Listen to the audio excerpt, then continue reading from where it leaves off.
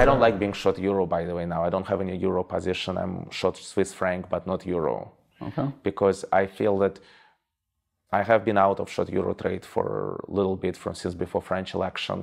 And I feel that if we really have tapering, it's not recent rally in euro doesn't surprise me, and I think it could go further because if you look at what happened to dollar, by the way, dollar rates did not go up. They had a little taper tantrum just like bonds. They stabilized, and there was a big rally, and I think that's what's going to happen with bonds.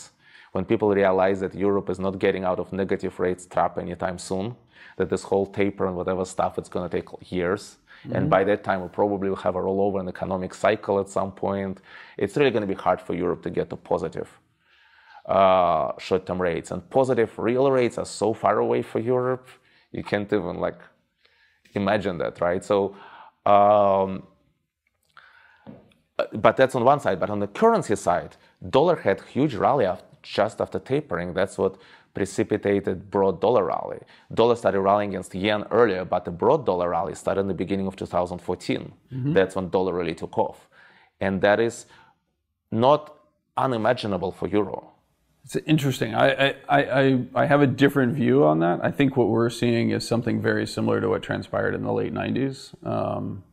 And my gut tells me that the euro is rallying because of investment flows more than it is because of the competitive dynamic. But I don't know the reason. I just can say, like, all I see is like euro can go two ways. To me, that does not really like.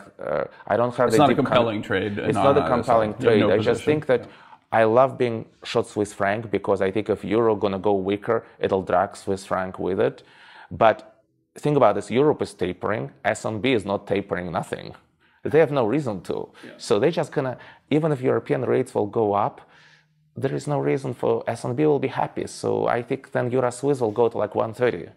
One of the things that when I look at Swiss, I think Switzerland's actually a fascinating study, and I'd love your take on it, right? Because the S&P is very actively out there buying basically everything that can be nailed down, right? Or that isn't nailed down, to use the analogy correctly.